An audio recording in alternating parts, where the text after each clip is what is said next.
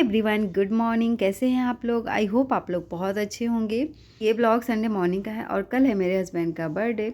तो ये बर्थडे के एक दिन पहले का ब्लॉग है। उनका बर्थडे है कल मंडे को। और ऐसा होता है ना कि घर में कुछ हो तो मतलब 1 वीक पहले से ही रौनक लगी रहती है कि ये करना है वो करना है। और घर में बच्चे हो तो खासकर बच्चे तो आप अगर भूल भी जाओ तो रिमाइंड कराते रहते हैं कि मम्मा ये करना है, मम्मा वो करना है। तो हम लोग के भी घर में कुछ ऐसा ही था। आयु तो काफ़ी एक्साइटेड था। हम लोगों ने पता नहीं क्या क्या प्लान्स बनाए, बट सारे प्लान्स जो है ना फेल हो गए। और सिंपल सा ही एक प्लान जो एग्जीक्यूट कर पाए हम लोग वही है। तो आपको ब्लॉग में बने रहना। माइट भी इस ब्लॉग में देखने को मिलेगा या फिर नेक्स्ट ब्लॉग में। तो जी विंटर तो आ चुका है और अब जो है ना घर को भी विंटर के अकॉर्डिंग अरेंज करना बहुत ज़्यादा ही ज़रूरी है, क्योंकि अब उलन बेडशीट के अलावा कोई और बेडशीट बिछाओ ना तो लगने लगी है ठंड।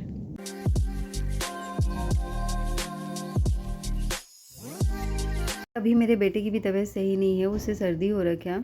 तो इस वजह से मैंने सोचा कि चलो उलन वाली ही सारी चीज़ें मैं बिछा देती हूँ। और ये अभी हम लोग जो है ना इसको ओढ़ने का काम करते थे, मैं नहीं हस्बैंड करते थे। उनको पतला सही चाहिए ब्लैंकेट, तो उसी से तो मैंने आज सोचा कि चलो आज इसे जो है ना अब यूज कर लेती हूँ, क्योंकि ये एक्चुअली बिछाने वाला ही है। जो इसका है ना मेरे पास पिलो कवर भी है। तो आयु तो स्कूल गया है।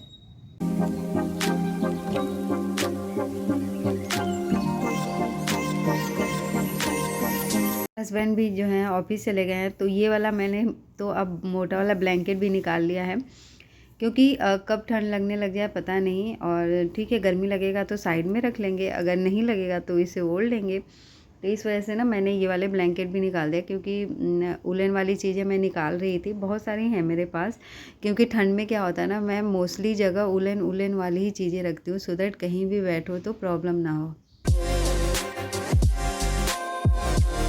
अभी फ़िलहाल के लिए मुझे एक ही पिलो कवर मिला था, तो मैंने एक वाला उलन रहने दिया था और दूसरे वाले को जो इससे पहले वाली बेडशीट बिछाई थी ना उसी का पिलो कवर रहने दिया था, क्योंकि मुझे वो मिल नहीं रहा था। अभी मैं ढूंढूंगी ना तो मिल जाएगा। मैंने सोचा कि चलो अभी इसको यहीं रहने देती हूँ। तो इसके बाद जो है ना ये वाले रूम का भी बेडशीट मुझे चेंज करना है। पहले तो मैं सोच रही थी कि इस पे भी उलन वाला ही बिछा दूं, क्योंकि ये वाला मैंने लिया है ना, तो बट ये छोटा पड़ रहा था और मैंने सारे उलन वाले को वॉश करने के लिए डाल दिया वॉशिंग मशीन में। कि इस रूम में धूप निकला था ना, तो इस रूम में गर्मी भी लग रही थी, तो मैंने सोचा कि चलो इसमें तो नॉर्मल वाले ही बेडशीट को मैं बिछा देती हूँ। अभी अभी थोड़ी सी और ठंड पड़ने लग जाएगा ना, तो फिर इस पर बिछा दूँगी। या फिर जो उलन वाले मैंने वॉश करने के लिए रखा है बेडशीट, तो वो जब ड्राई हो जाएंगे तब मैं उनको यहाँ पे बिछा दूँगी। बट सारे के ना पिलो कवर मेरे पास नहीं है। 2 बेडशीट हैं, उन्हीं के पिलो कवर्स हैं। तो चलो कोई बात नहीं। इस रूम का तो वैसे भी यूज कोई सोने के लिए मोस्टली करता नहीं है। समटाइम्स जो है इसमें बैठने के लिए, खाने के लिए, यही सारी चीज़ों के लिए यूज होता है ये रूम, या खेलने के लिए और थोड़ी बहुत पढ़ाई के लिए। तो ये छोटा हो रहा था ना, तो मैंने इसे अरेंज करके रख दिया। और उसके बाद जब मैं यहाँ काम कर रही थी ना, तब तक मेरे घर से कॉल आ गया, तो फिर मैंने उसके आगे का जो है ना वीडियो शूट किया। मैंने यहाँ पे नहा लिया, नहा करके मैं कर रही हूँ कपड़े फोल्ड। इससे पहले जो है ना हम लोग आयु को लेने भी गए थे, क्योंकि उसको 12:30 पे आना था। ऐसे तो आज संडे था, बट सच में उसका स्कूल होने की वजह से ना लगा ही नहीं कि संडे है, क्योंकि मुझे जो है ना अर्ली मॉर्निंग ही जगना पड़ा। एंड उसके लिए मैंने आलू के पराठे बनाए थे, और हम लोगों के लिए भी आलू के पराठे ब्रेकफास्ट में बन गए थे और काफ़ी टेस्टी लग रहा था। बट समटाइम्स होता है ना, अभी विंटर में अच्छे भी लगेंगे आलू के पराठे, कभी गोभी के पराठे, मतलब डिफरेंट डिफरेंट पराठे ना, सच में मज़ा आ जाता है खा करके। और उसके बाद जो है ना संजू कल लेकर के आए थे पानी फल, इसको सिंघाड़ा भी बोलते हैं। तो मैं ना नाइफ से ही कट करती हूँ, क्योंकि दांत से कट करने में ना मुझे अच्छा लगता नहीं है। तो मैं और मेरे हस्बैंड तो इसे खाना ही नहीं चाहते, मैं ही कट करके देती हूँ। तो चलो यहाँ पे मैंने जब अपने लिए कट करके खाया था ना, तो फिर थोड़ी देर बाद वो भी आ गए थे, तो हम दोनों ही मिल करके खा रहे थे। और मेरे बेटे को तो बिल्कुल भी पसंद नहीं है। उसको ना कुछ मतलब खट्टा मीठा ऐसा लगना चाहिए। किसी चीज़ में टेस्ट नहीं आता ना, तो फिर वो नहीं खाता है। जैसे बादाम होते हैं, उसे भी भिगो दो तो वो भी नहीं खाना चाहता है, कहता है कि पता नहीं कैसा लग रहा है ये। तो उसके बाद ना ये इवनिंग का व्लॉग है, और हम लोग संडे को वही ग्रोसरी का सामान लेने आ गए थे। और ग्रोसरी में बहुत सारी चीज़ें फिनिश हो गई थी, और पता है मेन चीज़ें याद ही नहीं आया। तो ले लिया था, बट राइस एंड जो आटा है ना, चावल एंड आटा वो दोनों लेना था और बिल्कुल भी याद नहीं आया। मैंने सोचा कि मतलब निकलते टाइम मैंने देखा ही नहीं कि कम हो रहा है, मुझे लगा कि चलो चल जाएगा। अब देखते हैं, अगर 1 वीक चला तो ठीक है, नहीं तो बीच में ही अगर फिनिश हुआ तो आसपास ही ले लेंगे। और सामान लेने के बाद हम लोगों ने वहाँ कुछ खाया नहीं क्योंकि स्टोमक फुल था। लंच हम लोगों ने लेट से ही किया था। ओनली बेटे को समोसा खिलाया था क्योंकि वैसा होता है ना बच्चों का कि कहीं बाहर जाओ तो थोड़े बहुत तो खाने का मन करता ही है। तो पहले तो वो बोला था कि मैगडी में चलो, बट हम लोग का था कि कल भी तो थोड़ा बहुत बाहर खाना ही है, तो इसलिए छोटी मोटी चीज़ें ही खिला दिया था। और फिर वो मान भी गया, खा करके फिर हम लोग आ गए थे। और फिर मेरा तो सच में स्टमक फुल था, मेरा मन नहीं हो रहा था खाने का। मैंने ओनली अपने लिए टी बनाई थी और आयु का भी मन नहीं हो रहा था खाने का। ओनली मैंने राइस तो बना दिया था, बट उसका बोला था कि मम्मा पेट भरा हुआ है। मुझे उसको इतनी नींद आ रही थी ना, क्योंकि मॉर्निंग में स्कूल भी गया था एंड फिर आफ्टरनून में पार्क में खेलने चला गया, फिर पूरे दिन सोया नहीं था। तो हम लोग रूम पे आ गए थे 9:30 तक, तो उसकी आंखें ऐसे बंद हो रही थी ना कि बस अब मुझे सुला दो। तो जहाँ लेटे हुए थे वहीं लेट करके वो सो गया था। बट उससे पहले मैंने बोला कि नहीं, मिल्क पी लो, कुछ खाओगे नहीं तो उसको मिल्क गर्म करके फटाफट से मैंने दे दिए थे। और यहाँ पे वो अपने पापा के साथ ही रेस्ट कर रहा था, सोने की कोशिश कर रहा था। मिल्क वगैरह पी लिया है और अब आप देख सकते हैं रूम इतना बिखरा हुआ है। मैंने आफ्टरनून में थोड़ी देर रेस्ट किया था, उसी टाइम इसने ये ऐसी हालत कर दी थी। और अभी ग्रोसरी का भी सामान वो देखने के चक्कर में सारा फैला दिया था उसने। तो मुझे तो ऐसे बिल्कुल भी नींद नहीं आएगी ऐसे बिखरा हुआ देख करके, और समझ में नहीं आता कहाँ बैठे कहाँ नहीं बैठे। तो अभी हस्बैंड को डिनर भी करना था और मुझे तो करना नहीं था, बट मैं भी बैठ के आराम से टी पी रही थी और वो अपना डिनर कर रहे थे। बट उससे पहले मैंने सारा कुछ अरेंज कर दिया, मतलब हॉल को नीट एंड क्लीन किया, तब जाके रिलैक्स फील हुआ। और फिर जो है ना, यहाँ पे चाय पी करके मैं आ गई थी। यहाँ पे गैस चूल्हा क्लीन किया और काउंटर टॉप क्लीन किया। बर्तन तो मैंने पहले ही वॉश कर दिया था और आज मैंने डिश वॉशर में बर्तन नहीं डाले थे। मैंने सोचा कि आज हैंड से ही वॉश कर लेती हूँ। आफ्टरनून के बाद ना मैंने कुछ खास काम किया नहीं था, तो इस वजह से और उसके बाद जो है थोड़ा बहुत अगर काम करने लग जाओ ना तो ऐसा लगता है स्पीड में हाथों हाथ सारे ही काम हो जाते हैं। मेरा यही है कि अगर मैं एक बार काम करने उठती हूँ ना तो सारे काम फिनिश करके ही फिर बैठती हूँ। अदरवाइज ऐसा नहीं होता मेरे साथ कि थोड़ा सा काम करो फिर बैठो, फिर करो फिर बैठो, वैसे तो पूरे दिन निकल जाएंगे। 1-2 घंटे लगा के आराम से जो जो काम करने हैं फटाफट से कर लो, इम्पोर्टेंट काम। वैसे तो काम कभी फिनिश होते नहीं है, कुछ ना कुछ लगा ही रहता है, बट कुछ चीज़ें होती है ना इम्पोर्टेंट होती है, आपको करना है तो करना ही है। जैसे क्लीनिंग का काम, कुकिंग का काम, तो ये सारे तो डेली बेसिस पे करना ही करना है, चाहे कुछ भी हो जाए। यहाँ पे जो भी टॉवल्स मैं यूज करती हूँ ना किचन में, उनको मैं वॉश करके और बाहर ड्राई होने के लिए रख दूँगी। रात भर में ड्राई हो जाएंगे। मोस्टली संडे को मैं ऐसा ही करती हूँ, जो भी टॉवल वगैरह यूज करती हूँ ना उनको मैं वॉश करके और रख देती हूँ, तो मॉर्निंग तक जो है ना ड्राई हो जाते हैं।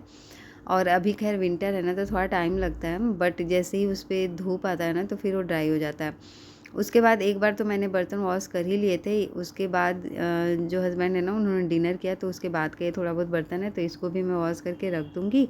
और अभी बहुत ज़्यादा ठंड तो नहीं पड़ रहा है। जब दिसंबर, जनवरी और फरवरी उस टाइम तो इतनी ठंड पड़ती है जैसे कि पानी में आप हाथ ही नहीं रख सकते हो बहुत देर तक। टंकी का पानी जो है ना बहुत ज़्यादा ही ठंडा हो जाता है। और मैंने तो 1-2 बार ट्राई भी किया था कि चलो कोई बात नहीं, ठंडा ही पानी तो ट्राई करते हो, बट ऐसा लगता है कि हाथ जो है ना बिल्कुल सुन्न हो गया, मतलब कुछ असर ही नहीं कर रहा है, वैसा वाला हो जाता है।